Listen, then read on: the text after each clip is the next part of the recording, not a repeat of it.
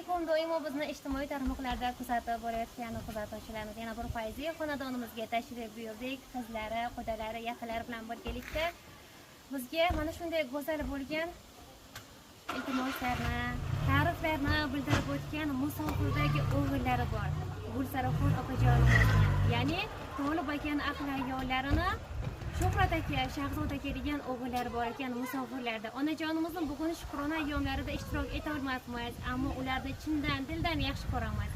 Go'zal bo'lgan dilizxorlarimizga yetkazib berasiz va ushbu sovg'alarni bizning nomimizdan arzimasa ham onajonimizga taqdim etasiz deya iltimos qildilar. Onajonimizni qizlariga yuzlanamiz. Onajoningizni qanday? Onajonim baxtimizga sog' bo'lsin.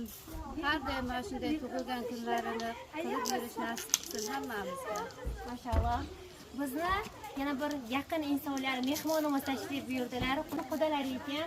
Opajonimizni ulardan ham dilizxorlarni tinglab qolamiz. Assalomu alaykum. Gulsara opamga uzoq umr, baxt-saodat tilayman. Xudo bilan baxtli bo'lsin.